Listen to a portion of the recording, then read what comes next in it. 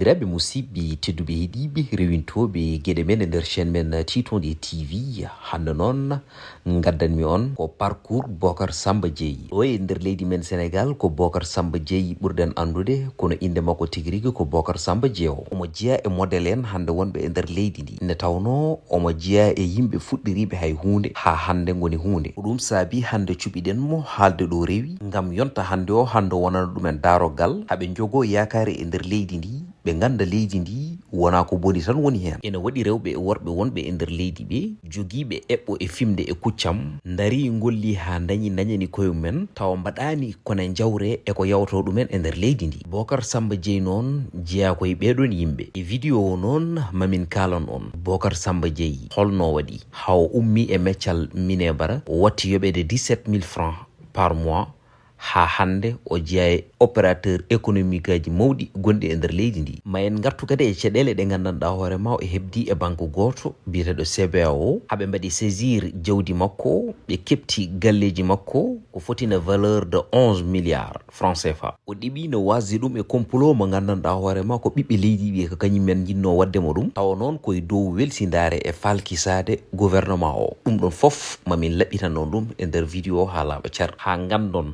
holno waɗira deal. e nder deal oɗo noon ina wayno on mo gandanɗa hoorema kañum wonno ɗo premier ministre woni Abdoul Mbaye, ene wayno innama hen. se en garti e société de maritation e nder oɗon jamanu eɓe dokkirtuno tabluji beele yimɓeɓe ne mbawa yeyde hen to marché Sandaga.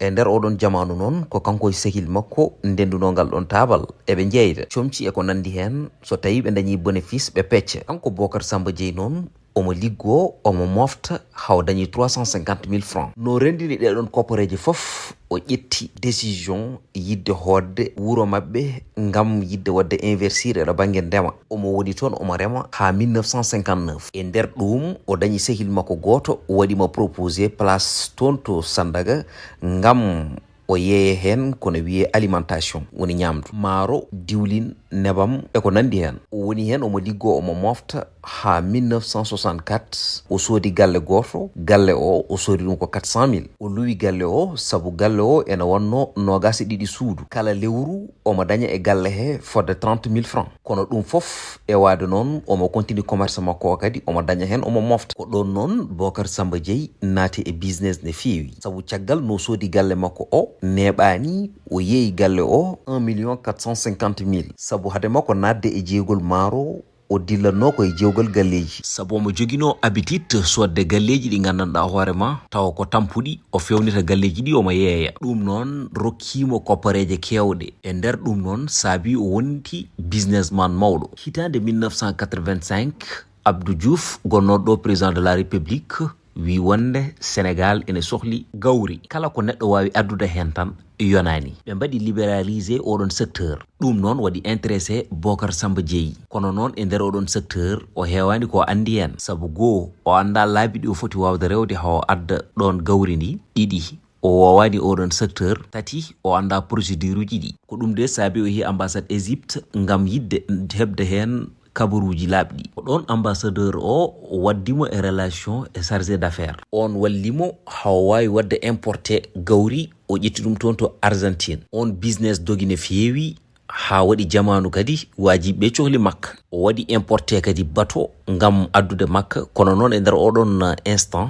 ene woodi société goto mo liggotono, kono noon on société hoore mum yinno ko funtude mum. comme ko kanko o janggani o wawa lirde, wajiɓeɓe jiiɗi o yoɓa bateau o ngam kamɓe ɓe kettira e bateau o ɓe mbawa ɗum yeyde. kono rokkimo sens kanko Bocar Samba Dieye no waɗata importé oɗon bateau nde ko ƴettude hen assurance. assurance o wiyete ko assurance tout risque, assureur de la place. o yaade e wajiɓe ɓe ɗo laafo woni goota fodde duuɓi 5 après o gagni marché oɗon. no gagni ɗum nde noon wajiɓe mbaɗimo remboursé ko fotine million ngaji temedere francs CFA. oɗon saaha noon 100 millions ko milliard uji e nder oɗo jamanu. Bocar business makko dogi ne feewi, saabu ɗum o waɗanno importé hade hunde nde yaltude port ina wayno sodoɓe ɓe taw coodi ɗum ha laaɓi cer. bateau maaro gadano ngo addi ɗo e Sénégal valeur mum tolninomo e 800 millions francs CFA, presque 1 milliard. importation fof omo dañonno hen bénéfice centaine de millions. ko ɗum rewi reɓi de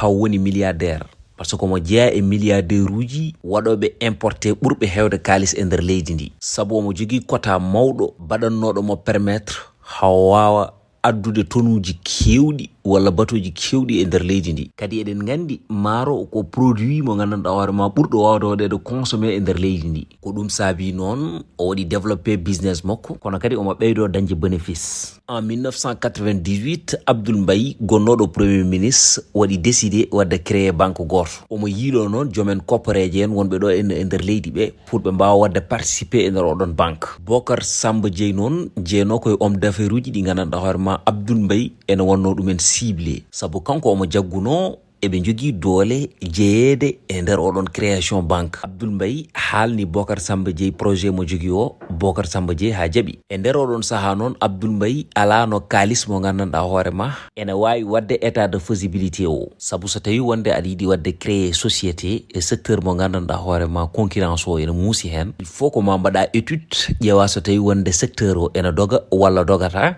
ƴeewa kadi hol wonɓe concurrent ji ma mbawa andude hol stratégie mo potata wadde en place pour noon wawde wadde oɗon étude Abdoul Mbaye ala on kalis nden noon ko Bocar Samba Dieye waɗinimo sek 10 millions pour o wawa wadde oɗon étude Abdoul Mbaye ƴetti kalis o waɗi étude o ha paari o totti ɗum Bocar Samba Dieye wonno Bocar Samba Dieye janggani o liggoto koye expert uji ɗi gandanɗa hoorema ko kañumen janggi so tawi o heeɓi wone dossier ji ko ɓeeno totata Bocar ƴetti étude o totti ɗum on mo gandanɗa hoorema kañum woni Mamadou Touré noon wonino ɗo ministre des finances kono noon o liggima e FMI Mamadou Touré andini Bocar Samba Dieye ene woodi fannuji ɗi gandanɗa hoorema ko poɗɗi waɗede rectifié sabu ɗum ɗi leerani nden noon Bocar Samba Dieye itti dossier o tottiri ɗum Abdoul Mbaye après ɓe mbayli fannuji ɗi gandanɗa hoorema laaɓani e nder ɗum noon ɓe ƴaɓani wadde créé banque mo gandanɗa hoorema wiyeteno ko Alif banque caggal ɗum ɗon Bocar Samba Dieye nani Aliou Sow koko soodi banque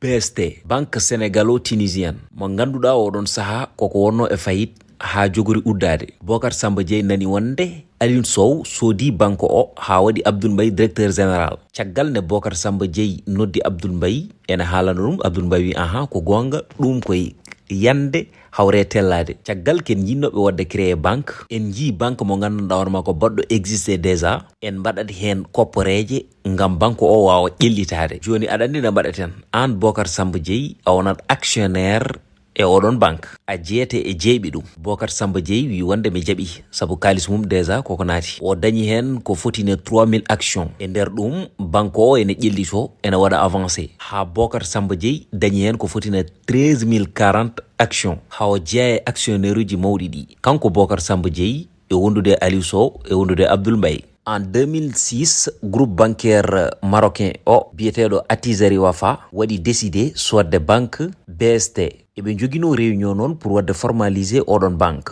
kono noon à sa grande surprise Bocar Samba Dieye hay goto waɗani ɗum convoqué e nder oɗon réunion alors que kanko ko actionnaire e nder oɗon banque te oɗon banque aussi eɓe piɓi yeyde ɗum e nder ɗum ɗon noon Bocar Samba Dieye windi lettre pour wadde contesté oɗon décision caggal ɗum noon ɓe mbattidi waddemo convoqué e réunion o e nder oɗon réunion noon kanko Bocar Samba Dieye o namdi BCAO oɗon banque holko tagui ɓe mbaɗanimo convoqué waaji o wimo wonde joni en piskat rendez-vous janggo so Allahu lamɗo jaaɓi kono ko foti waɗede souligné e nder ngal ɗon gueɗal sanga no ɓe jeeyata oɗon banque BST groupe marocain oɗon Attijari Wafa banque instant moɓe mbaɗi formalisé banque o Abdoul Mbaye kañum déjà tottama chèque mo 4 milliards Aliou Sow mo gandanɗa hoorema ko kañum woni connoɗo banque o kañum heeɓi chèque mo 10 milliards kanko Bocar Samba Dieye de ko kanko rewno caggal hunde nde omo doga entre temps kanko Bocar Samba Dieye omo yaha mo notoyo PCA banque BST o e nder ɗum taw ɓe mbayli inde banque BST o ɓe mbatti ɗum CBAO Bocar Samba Dieye hunde nde metti ɗum ina duka wonde convocation moɓe mbaɗanimo convoqué o alors ko kanko ko actionnaire o wonno e nder oɗon banque mo gandanɗa hoorema jeeyaɗo groupe marocain oɗon kamɓe ɓe gandi ko ɓe mbaɗi ko ɓe pawani ɗum hay nokku joni noon wajiɓe mbaɗimo proposé holno foti actionnaire uji o sohli e nder oɗon banque CBAO Bocar Samba Dieye sali sabu o sali wonde ko heptinomo ko heptomo ko ɗon noon kamɓene ɓe ƴetti décision ɓe mbi wonde oɗo pa il faut min cakkanamo feere sabu ɗum ɗo min battinto e makko ɗo moƴƴata banque o wimo il faut joɓa ñamande 4 milliards 802 millions 502 francs ɗi gandanɗa hoorema a ñamlima ɗum e banque o. BST mo gandanɗa hoorema ko Abdoul Mbaye yen banno ɗum créé. Bocar Samba Dieye jaɓi ɗum. banque o waɗnimo papier wonde Bocar Samba Dieye yoɓi ñamade mum ha laaɓi car, kadi galleji ɗi ɓe pawno hen juuɗe mabɓe ɗi foof ɓe pawti ɗum. caggal ne o yoɓi ɗum ha paari, ndekete banque o CBAO débiti e compte mum fodde 5 milliards ɗi fawani ɗum hay nokku, rewnani ɗum lawol. joni noon en garti e 2008. banque o wima an Bocar Samba Dieye aɗa jogani mun plus de 7 milliards 166 millions 240 423 000 francs. 7 milliards mo gandanɗa hoorema ha joni BCAO wawa yaltinde papier ji ɗi ngam hollirde Bocar Samba Dieye ko kañum ƴetti oɗon prêt, hollira kadi signature uji ɗi gandanɗa hoorema ko kanko signini. sabu Bocar wona kañum tan signintuno, non seulement ene wanno expert uji ɗi gandanɗa hoorema ko kañum en mbaɗanomo conseillé, te kadi somo yaha signinde ene wayno yadoro koye tato ɓe gandanɗa hoorema so signini kañumen kadi ko kañumen gonata seedeji signina. ɓuuri lerde ko ɓuuri wonde gonga ko ha ɗo kaldeten ɗo, banque oɗon CBAO yaltinani papier lerɗo mo gandanɗa hoorema mone hollira Bocar Samba Dieye ko kañum wonde ñamli toon plus de 7 milliards. caggal ɗum ɗo noon Bocar Samba Dieye portiɓe plainte nawiɓe e lawol. noɓe nawa e lawol nde noon naaro oɗon gandi ko waɗi, woni propriétaire CBAO o waɗi ko porté malade o wi wonde o sellani. ɗum ɗon fof wonno hen fandare mabɓe ko yidde rewde dow Bocar Samba Dieye haaɓe ñaama kalis mum, ne tawno ɓe mbi wonde ko Bocar Samba Dieye janggani. ko hollirta wonde nde ɗon ñamade ɓe mbi ɓe pawi ɗum koye dow keeci Bocar Samba Dieye ko fenande. Bocar Samba Dieye meeɗa ñamlade banque o 7 milliards, sabu banque o wi wonde ko Bocar Samba Dieye koko ñamliɓe oɗon kalis ngam yidde yaltinde 17 000 tonnes gonɗo toon to port en 2008. hay oɗon période 2008 Bocar Samba Dieye ene joguino toon fodde 14 bato ɗi gandanɗa hoorema Bocar Samba Dieye yoɓino ɗum ha paari, valeur mum tolnima e 52 milliards. eɗen gandi joɓɗo batuji fodde 52 milliards a yata e banque aɗa ñamlo 7 milliards. wadde noon banque o ko haali ko hay hunde wodani hen. hay ɗo kaldeten ɗo avocat Bocar Samba Dieye ñaguima banque o yo addu papier labɗo cer mo gandanɗa hoorema kollirowo Bocar Samba Dieye ƴetti e mabɓe 7 milliards. joni banque o yaltinani ɗum, firti wonde koɓe ngala hay preuve goto. joni noon ko hunde wotere Bocar Samba Dieye sohli, o wi yoɓe gar ɓe kuccidira e on mo gandanɗa hoorema joguiɗo gandal eɗo côté banque, ɓe joddo ɓe kalda ɓe goto foof yaltina tigui rigui ko andi ko, ɓe kollamo wonde o ƴetti ɗeɗon koppareje. saabu kanko omo hooli hoore makko omo jogui papiyeji laɓɓinoji mi hawa laaɓa cer wonde o ƴettani tun 7 milliards. guila nden faade joni noon gouvernement Sénégal o haalani hen, kadi ummanaki ɗum ha joni. kanko noon o wi wonde hay sinno wonde ko haɓata koye yimɓe ɓe jeeyaka e ley leydi he, o sohlani ni gouvernement o jingganamo yoɓe ndewnu gueɗe ɗe lawol tan. minen noon metti amen e hunde nde, neɗɗo mo gandanɗa hoorema ko Sénégal naaju, te ko dimo, guila no woni cukalel, woni koye golle, woni koye darade e dadade gam yidde wonde liggi ha dañi ko dañi ko. Samba Boyen garato tan pawa jungo mum tigui rigui e jawdi mum, saabu e nder oɗo saaha ɗo kalden ɓe mon ɗo ene wayno CBAO nana fawi jungo mum e galleji Bocar Samba Dieye,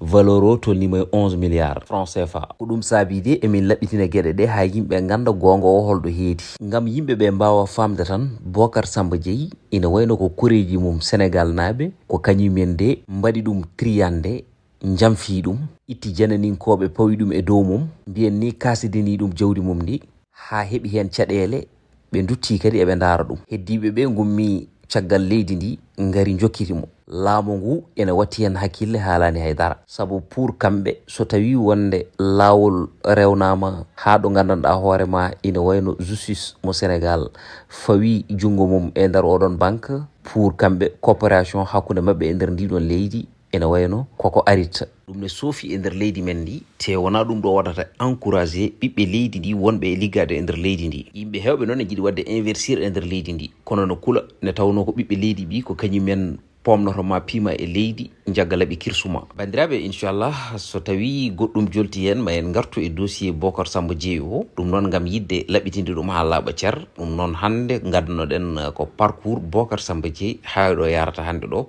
ɗum noon sikki ala banda men tedduɓe ko ɗo woni Titode TV ha gongol konngol wonta gongol e lawol gongol. eɗen ñaago bajjiri e bawɗum no wasara ɗum bongol ne tawno haalde ha jofna koye jaɓanede jeeya. sawtol ko Ahmadou Koumé ɓurɗo lolirde Tidjidou. on jarama.